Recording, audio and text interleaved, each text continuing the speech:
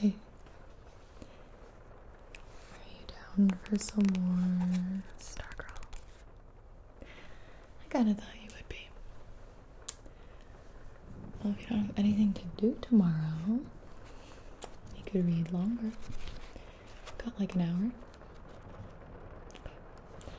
Sounds good to me.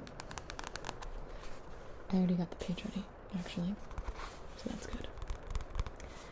We're on chapter 18. I'm about halfway through the book. Let me see. Yeah, let's read some. Just jump right in, shall we? Comfy? Nice. Okay. Chapter 18. We were alone. We were the only ones in school. At least that's how it seemed in the following days. As I went about my day, I felt her going about hers. I sensed her movement, her presence in distant parts of the building. Walking the halls between classes, I didn't have to see her. I knew she was there. Unseen in the mob heading my way. About to turn a corner 5 classroom doors down. I homed in on the beacon of her smile. As we approached each other, the noise and the students around us melted away, and we were utterly alone. Passing, smiling, holding each other's eyes, floors and walls gone, 2 people in a universe of space and stars. And then one day I began to discover that we were more alone than I had dreamed. It was a Thursday. Normally on that day, after 3rd period, Stargirl and I would pass each other on the 2nd floor around the teacher's lounge. We would smile and say hi and continue on our way to our separate classes. On this day, impulsively, I fell alongside her. How about an escort? I said. She grinned slyly. Anybody in mind? We touched little fingers and walked on. Our next class was on the 1st floor, so we went down the nearest stairway. We were walking side by side. That's when I noticed. No one spoke to us. No one nodded to us. No one smiled at us. No one looked at us. A crowded stairway and no shoulder, no sleeve brushed us. Students climbing the steps veered to the railing or wall, except for Stargirl jabbering in my ear. The usual raucous chatter was absent. Mostly what I noticed were the eyes. Faces upturned from the steps below, but the eyes never connected with us. They went right on through us as if they were gamma rays, or they nipped our ears and rattled off among the walls and other eyes. I had an urge to look down at myself to make sure I was there. At lunch, I said to Kevin, "Nobody looks at me." He was staring at a sandwich. "Kevin," I snapped, "now you're doing it." He came up laughing. He looked me square in the eyes. "Sorry." Usually there were others at the table. Today there was only us. I leaned across my lunch. "Kevin, what's going on?" He looked off, then back to me. I was wondering when you'd noticed. Kinda hoping you wouldn't. Notice what? He stalled by taking a bite of tuna salad sandwich. He took his time chewing. He drank orangeade from a straw. "First of all, it's not you." I pulled back. I held out my hands. "It's not me. What's that supposed to mean?" "It's who you're with." I sat there, blinking, staring at him. "Stargirl?" He nodded. "Okay," I said. "So?" He stared at me some more, chewed, swallowed, sipped, looked away, looked back. They're not talking to her. The words didn't stick. "What do you mean? Who's they?" He cocked his head at the sea of tables and eaters. "Them." "Who them?" I said, too unhinged to laugh at my grammar. He wet his lips. "All of them." He shrugged. "Well, almost." His eyes drifted over my shoulder. "There's still 2 girls sitting with her." I glanced back. At the height of Stargirl's popularity, kids had been pulling chairs from the other tables to squeeze around hers. Now it was just Stargirl, Dory Dilson, and a 9th grader. So I said, well, what exactly is going on? He sipped from his straw. The silent treatment is going on. Nobody's talking to her. It still wasn't sticking. What do you mean, nobody's talking to her? What, did everybody have a meeting in the gym and vote on it? It wasn't that official. It just happened. Got up steam. I gaped at him. When? When did it start? How? Why? I was beginning to screech. I don't know exactly. After the basketball stuff, I guess. It really ticked off a lot of people. The basketball stuff. He nodded. Basketball stuff? I repeated dumbly. He put down his sandwich. Leo, don't act like you don't know what I'm talking about. Cheering for the other team? What did you think? People thought that was cute? It was her, Kevin. It was harmless. Weird, maybe, but harmless. It was her. He nodded slowly. Yeah, well, I guess that's what I'm saying. It's not just one thing she did, it's everything. Don't tell me you never noticed.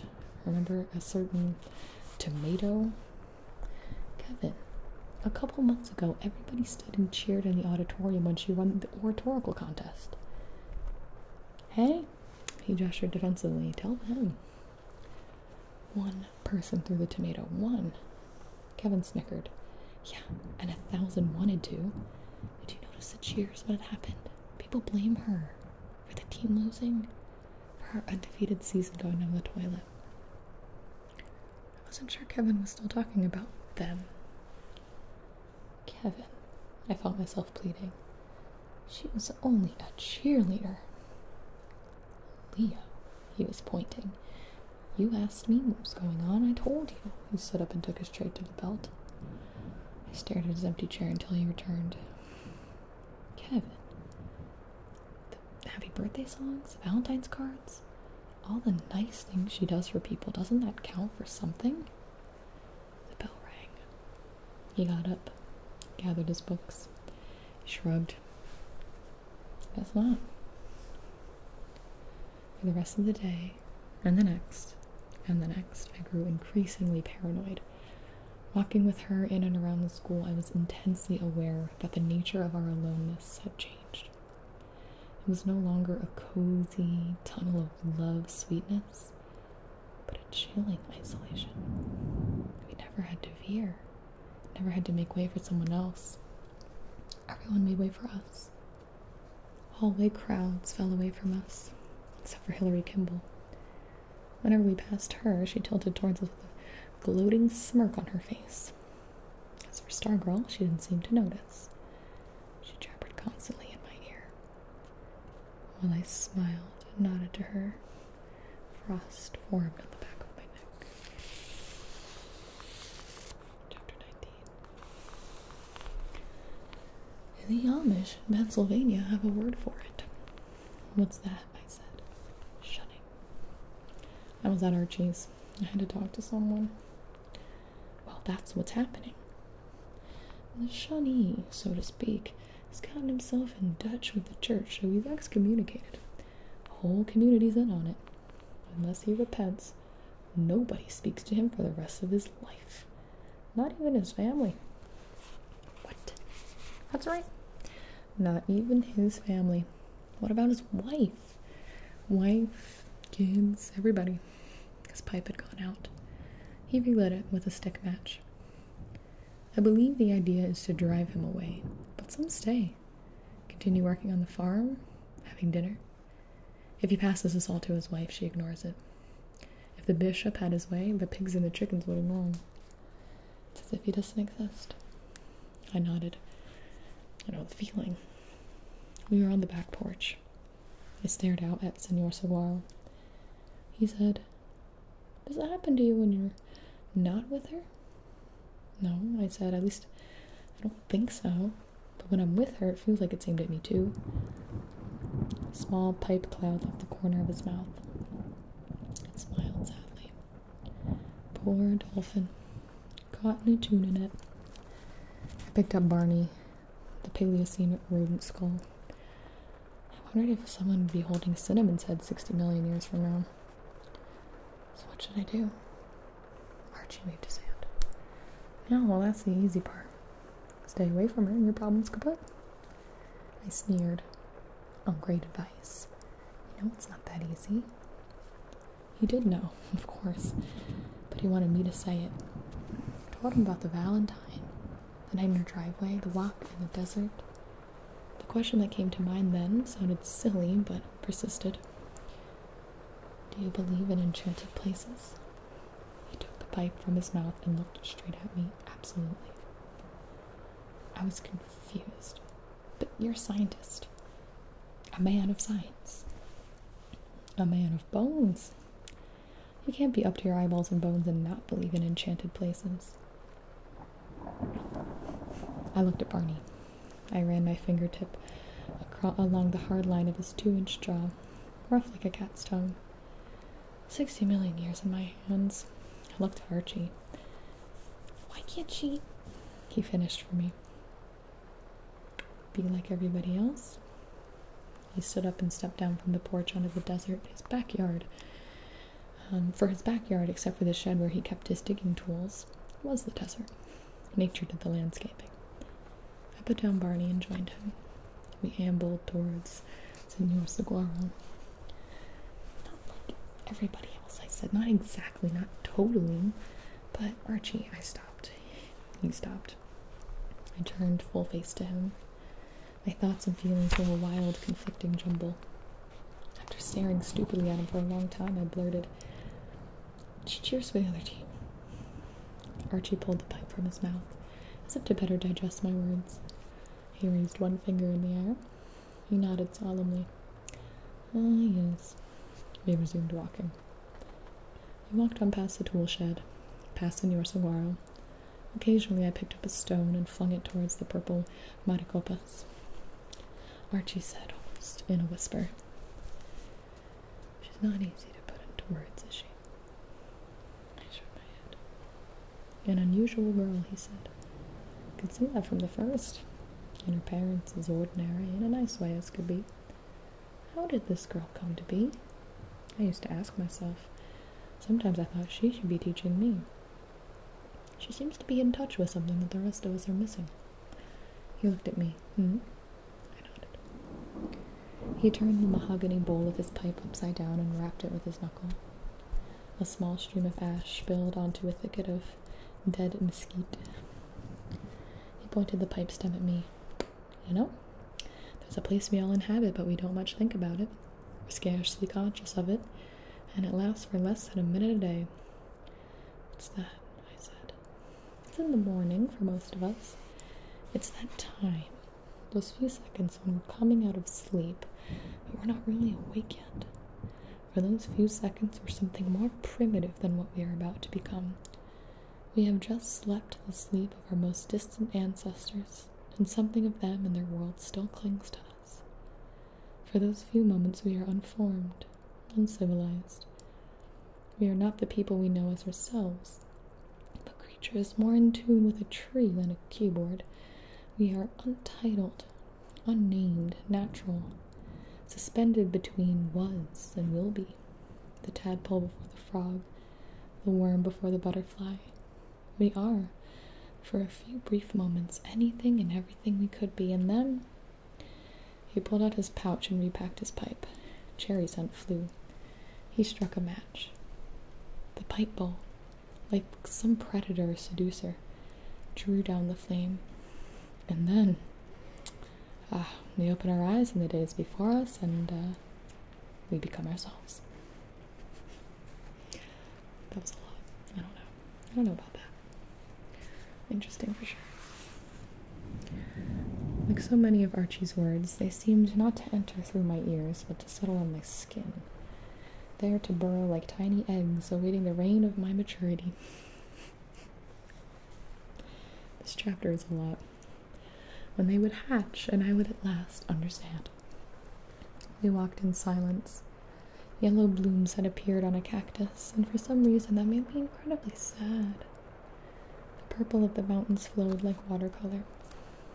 "They hate her," I'd said. He stopped. He looked intently at me. He turned me around and we headed back. He put his arm around my shoulder. Let's consult Senor Seguaro. Shortly, we were standing before the derelict giant. I never understood how the Senor managed to convey a sense of dignity, majesty, even, considering his stick rickety see-through skeleton and the ridiculous leathery crumple of hide about his foot, his fallen breeches.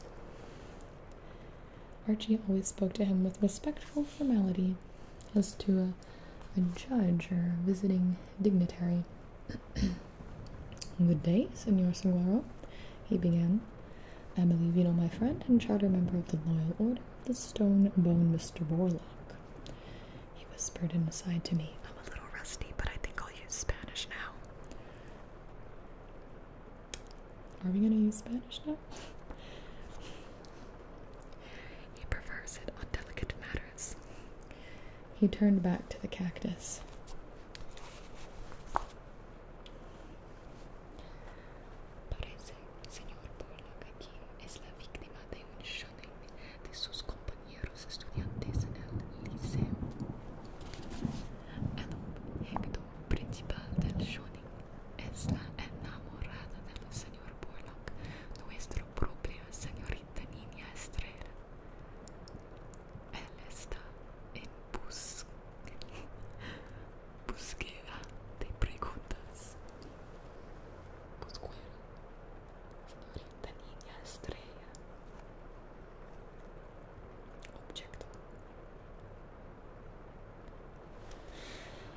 It's been a while. Well, you get the gist. You get the gist. He's a victim of shunning from his students. It's like peers. And it's because he's in love with our propia. Cannot remember what that word means. Stargirl, yesterday. I'm gonna find some answers. Preguntas, questions or answers. Gonna ask some questions.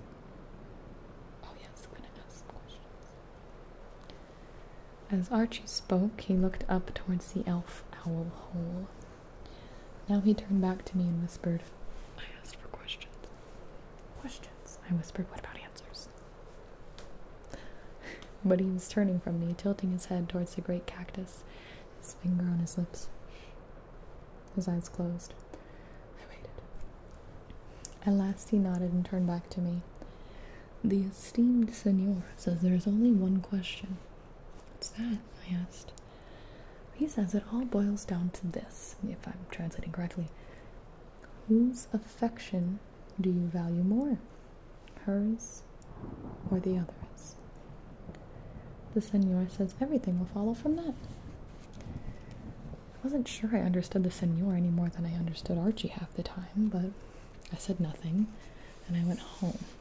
In bed that night, as the moonlight reached high tide under my chin, I realized that, in fact, I understood the question perfectly. I just didn't want to answer it. How deep? Multilingual. Chapter 20. Twice a week, the results of the state basketball tournament were posted on the plywood roadrunner in the courtyard. The surviving teams were into the sectionals now. Then would come the regionals, then, with only 2 teams left, the big show, the Arizona State Championship. Glendale, the team we had lost to, got bitter, masochistic attention on the roadrunner, with scores and foot-high numerals as they continued to win and move through the tournament. Meanwhile, Stargirl was involved in a tournament of her own, the rhetorical contest. As Micah High's winner, she qualified for the district talk-off, as the Times called it. It took place in the auditorium of Red Rock High School, and lo and behold, Stargirl won that too. Next stop was the state finals in Phoenix on the 3rd Friday in April. In my hometown, when the announcement came over the PA about Stargirl winning the district title, I was about to let out a cheer, but I caught myself. Several people booed. Getting ready for the finals, Stargirl practiced on me. Most often we went into the desert. She did not use notes, nor did her words seem memorized. Each time she gave the speech, it was different. She seemed to insert new material as it popped into her head. She matched her words so perfectly that the speech was not a speech at all, but one creature's voice in the wild, as natural as a raven's caw or a coyote's howl at midnight. I relaxed there, buddy boy. I sat cross-legged on the ground. Cinnamon sat on me. We listened in rapture, and so I half believed did the tumbleweed and the cacti, the desert, the mountains, all listening to the girl in the long falling skirt. What a shame, I thought, to pack her performance into a schedule and present it to rows of plush back seats in an auditorium. Once, incredibly, an elf owl landed atop a saguaro not 10 feet from where she was speaking. It paused for a full minute before ducking into its hole. Of course, we did other things too. We walked. We talked. We rode bikes, though I had my driver's license. I bought a cheap secondhand bicycle so I could ride with her. Sometimes she led the way, sometimes I did. Whenever we could, we rode side by side. She was bendable light. She shone around every corner of my day. She taught me to revel. She taught me to wonder. She taught me to laugh. My sense of humor had always measured up to everyone else's, but timid, introverted me, I showed it sparingly. I was a smiler. In her presence, I threw back my head and laughed out loud for the first time in my life. She saw things I had not known. There was so much to see. She was forever tugging my arm, saying, "Look." I would look around, seeing nothing. Where? She would point there. In the beginning, I still could not see. She might be pointing to a doorway or a person or the sky. But such things were so common to my eyes, so undistinguished that they would register as nothing. I walked in a gray world of nothings. So she would stop and point out that the front door of the house we were passing was blue. And the last time we had passed it, it had been green. And that as near as she could tell, someone who lived in that house painted the front door different colors several times a year. Or she would whisper to me that the old man sitting alone on the bench at the Tudor Village shopping center was holding his hearing aid in his hand, and he was smiling, and he wore a coat and tie as if he were going somewhere special, and pinned onto his lapels a tiny American flag. Or she would kneel down and pull me down with her and show me the ants, 2 of them, lugging the lopped leg of a beetle 20 times their size across the sidewalk, as might 2 men. Were they strong as ants carrying a full-grown tree from one end of the town to another? After a while, I began to see better. When she said, "Look," and I followed her pointing finger, I saw. Eventually, it became a contest. Who would see first? When I finally did, said, "Look," and pointed and tugged her sleeve, I was as proud as a first grader with a star on his paper. And there was more to her seeing than that. What she saw, she felt. Her eyes went straight to her heart. Oh, it's cute. The old man on the bench, for example, made her cry. The lumberjack ants made her laugh. The door of many colors put her in such a snit of curiosity that I had to drag her away. She felt she could not proceed with her life until she knocked on such a door. She told me how she would run the Micah Times if she were the editor. Crime would be on page 10. Ants on old men, painted doors, on page 1. She made up headlines. Ants all monster load across fast, barren walk. Mystery smile, old man nods off back to their village. Door begs, knock me. I told her I wanted to be a TV director. She said she wanted to be a silver lunch truck driver. Yeah, I said. You know, she said, people work all morning and then it's 12 o'clock. The secretaries in the office walk out the door, the construction workers put down their hard hats and hammers, and everybody's hungry. And they look up and there I am. No matter where they are, no matter where they work, I'm there. I have a whole fleet of silver lunch trucks. They go everywhere. Let lunch come to you. That's my slogan. Just seeing my silver lunch truck makes them happy. She described how she would roll up the side panels and everyone would practically faint to the cloud of wonderful smells. Hot food, cold food, Chinese, Italian, you name it. Even a salad bar. I can't believe how much food I fit into my truck. No matter where you are, out in the desert, the mountains, even down in the mines. If you want my silver lunch service, I'd get it to you. I'd find a way. I tagged along on missions. One day she bought a small plant, an African violet in a plastic pot on sale, for 99 cents at a drugstore. Who's it for? I asked her. I'm not exactly sure, she said. I just know that someone at an address on Marion Drive is in the hospital for surgery. So I thought whoever's back home could use a little cheering up. How do you know this stuff? I said. She gave me a mischievous grin. I have my ways. We went to the house on Marion Drive. She reached into the saddle pack behind her bicycle seat. She pulled out a handful of ribbons. She chose a pale violet one that matched the color of the tiny blossoms and stuffed the remaining ribbons back into the seat pack. She tied the violet ribbon around the pot. I held her bike while she set the plant by the front door. Riding away, I said, why don't you leave a card or something with your name on it? The question surprised her. Why should I? Her question surprised me. Well, I don't know, it's just the way people do things. They expect it. They get a gift. They expect to know where it came from. Is that important? Yeah, I guess. I never finished that thought. My tires shuddered as I slammed my bike to a halt. She stopped ahead of me. She backed up. She stared. Leo, what is it? I wagged my head. I grinned, pointed at her. It was you. Me what? 2 years ago, my birthday, I found a package on my front step. A porcupine necktie. I never found out who gave it to me.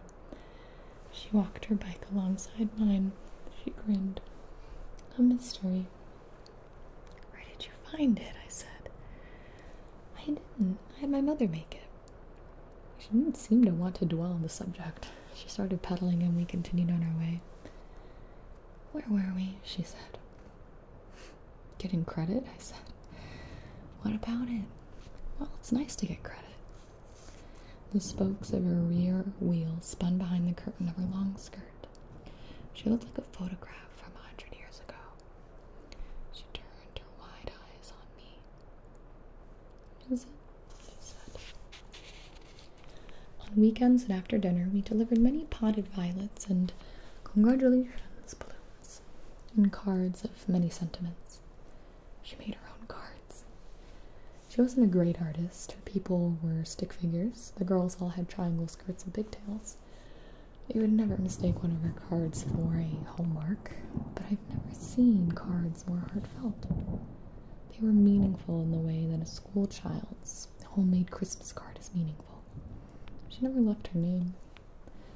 But finally, after much pestering from me, she did tell me how she knew what was going on in people's lives. It was simple, she said. She read the daily paper. Not the headlines or the front page or the sports page or the comics or the TV listings or the Hollywood gossip. What she read were the parts that most people ignored. The parts without headlines and pictures. The boondocks of the paper. The hospital admissions, the death notices, the birthday and wedding announcements, the police blotter, the coming events calendar. Most of all, she read the fillers. I love fillers, she exclaimed. What are fillers? I said. She explained that fillers are little items that are not considered important enough to be a story or to have a headline. They're never more than one column wide, never more than an inch or two deep. They're most commonly found at the bottoms of inside pages, where the eye seldom travels. If the editors had their way, they would never use fillers. But sometimes a reporter doesn't write quite enough words and the story doesn't reach all the way to the bottom of the page. The paper can't have a blank space there, so the editor dumps in a filler. A filler doesn't need to be news. It doesn't need to be important. It doesn't even need to be read. All it needs to do is take up space. A filler might come from anywhere and be about anything. It might tell how many pounds of rice a typical Chinese person eats in a lifetime, or say something about beetles in Sumatra. Or the filler might come from down the street. It might mention that so-and-so's cat is missing, or that so-and-so has a collection of antique marbles. I search through fillers like a prospector digging for gold, she said. So that's it, I said. You read the papers? No, she said, that's not all. There's also the place where I get my hair cut. I always overhear good stuff there. And of course there's the bulletin boards. Do you know how many bulletin boards there are in town? Sure, I said facetiously. I count them every day. So do I, she said, not kidding. So far, I'm up to 41. Offhand, I couldn't think of one except the plywood roadrunner. What do you learn from bulletin boards? Somebody opened a business, somebody lost a dog, somebody needs a companion. Who advertises for a companion, I said. Who needs one that bad? Gotta roast me, why don't you? Lonely people, she said. Old people. Just somebody to sit with them for a while. I pictured Stargirl sitting in a dark room with an old woman. I couldn't picture myself doing the same thing. Sometimes she seemed so far from me. We were passing Pizza. There's a bulletin board in there, she said. It was just inside the door. It was smothered with business cards and notices. I pointed to one that said, "Odd jobs, ask for Mike. Call this number." So what's that tell you? I said with more challenge in my voice than I intended. She read it. Well, it could be that Mike lost his regular job and can't find another, so he's hiring himself out. Or, even if he has a regular job, it's not enough to make ends meet. He's either not very neat, or he can't afford a whole piece of paper, because this is just a scrap. So what would you do for him? I said. Oh, I don't know. My parents might have an odd job they need done, or maybe I do. Or maybe I could just send him a card. What kind of card would he get? Keep your chin up card, she poked me. Hey, wanna play a card game? I had a feeling she wasn't talking about poker. Poke me, poke. Sure, I said. She said she invented it. All you need is your eyes and one other person. I pick somebody on the street, the mall, a store, wherever, and I follow them. Say it's a her. I follow her for 15 minutes, not a minute more. I time myself. The game is, after 15 minutes of watching her, I have to guess what kind of card she needs. But how can you get it to her? I said. You don't know where she lives. True. That's as far as it goes. That's why it's just a game. It's just for fun. She snuggled into me. She whispered in my ear, "Let's play." I said, sure. She said we needed a mall. I usually steer us away from the Micah Mall. Too many silent treatment MAHS kids hanging around there. We drove 10 miles to the Redstone Mall. It was a Saturday afternoon. We picked out a woman. A lime green skirt, white sandals. We guessed her age was early 40s. She was buying a soft pretzel, regular, salted, at Auntie Anne's. She carried the pretzel in a little white paper bag. We followed her into Suncoast Video. We overheard her ask for When Harry Met Sally. They didn't have it. She passed Sonoma, then came back and went in. She wandered about, touching pottery with one fingertip, feeling surfaces. She stopped before the dinner plates. She lifted one with a French cafe printed on it. "Let go," Stargirl whispered. The lady seemed to think about the plate, even closed her eyes, holding it to her chest with both hands as the feeling vibrations. But then she put it back and walked out. On to Sears. Lingerie. Bedclothes. It was uneasy, spying from behind a rack of frilly somethings. She was flipping through the nightshirts when time ran out. Stargirl and I conferred in a corner. Okay, she said. What do you think? I feel like a stalker, I said. A good stalker, she said. You first, I said. Well, she's divorced and lonely. No wedding ring. Wants someone in her life. A home life. She wishes she were Sally and her Harry would come along. She would make him dinner and snuggle with him at night. She tries to eat low-fat foods. She works for a travel agency. She took a free cruise last year, but all she met on the boat were creeps. Her name is Clarissa. She played the clarinet in high school, and her favorite soap is Irish Spring. I boggled. How do you know all that? She laughed. I don't. I'm guessing. That's what makes it fun. So what card would he send to her? She put her finger to her lips. To Clarissa, I would send a while you're waiting for Harry, be good to yourself card. How about you? I would send I mulled over the phrasing. Don't let Harry catch you flicking card. That was her turn to boggle, huh? Didn't you see her pick her nose, I said, in Suncoast? Not really. I saw her hand go to her nose, like she was scratching it or something. Yep.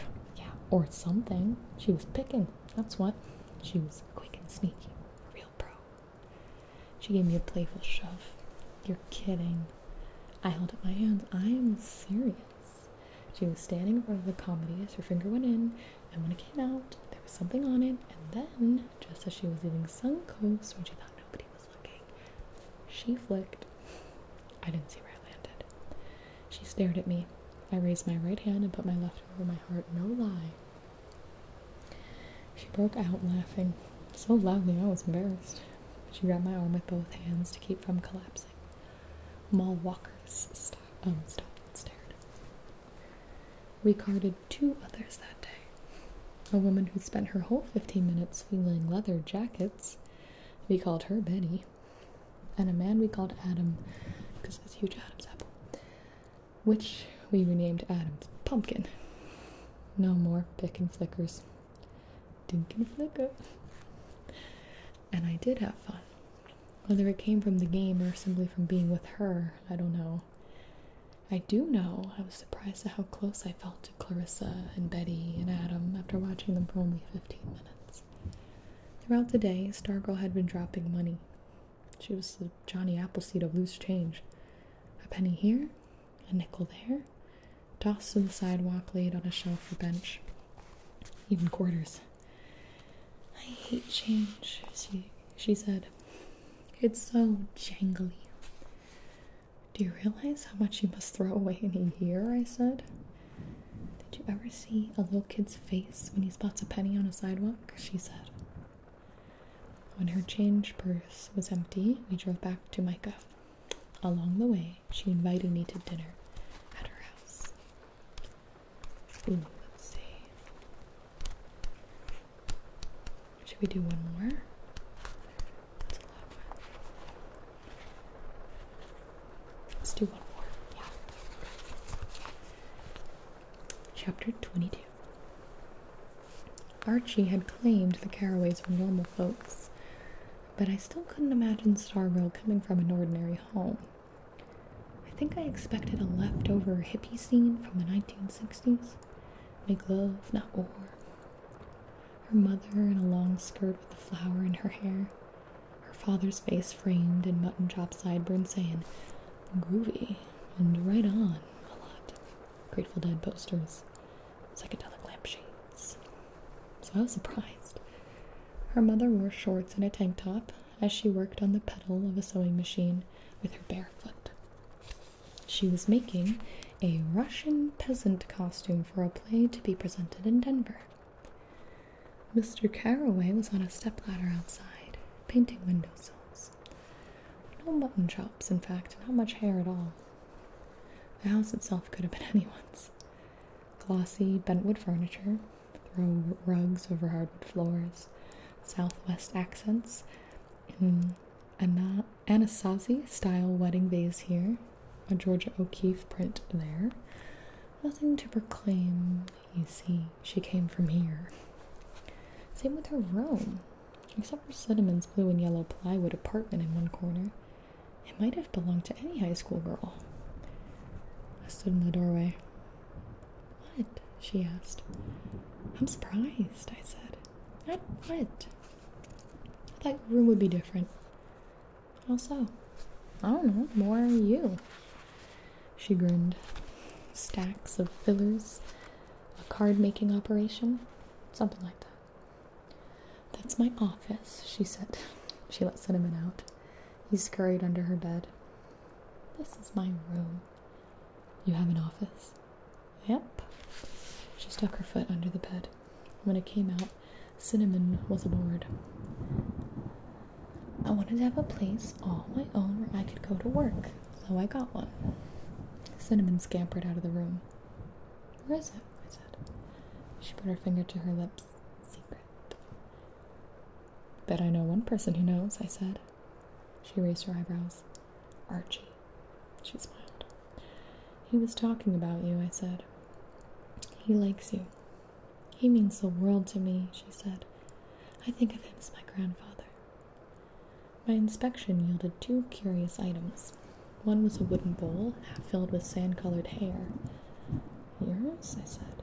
She nodded. For birds, looking for nest material. I put it out in the spring. Been doing it since I was a little girl. I got more business up north than here. The other item was on a bookshelf. It was a tiny wagon about the size of my fist. It was made out of wood and looked like it might have been an antique toy. It was piled high with pebbles. Several other pebbles lay about the wagon wheels. I pointed to it. Collecting stones or what?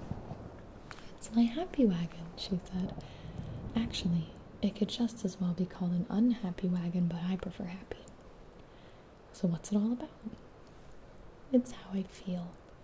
When something makes me happy, I put a pebble in the wagon. If I'm unhappy, I take a pebble out. There are 20 pebbles in all.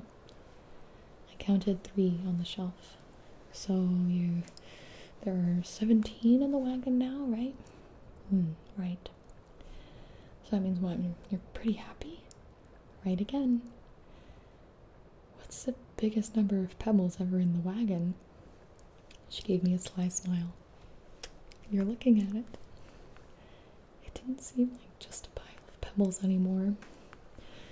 Usually, she said, it's more balanced. It hangs around 10, a couple to one side or the other. Back and forth, like life. How close to empty did the wagon ever get, I said.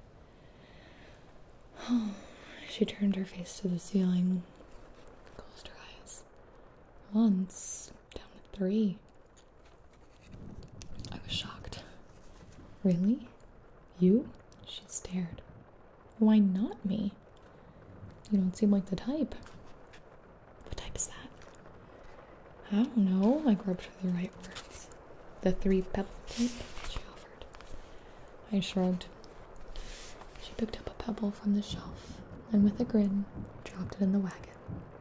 Well, call me Miss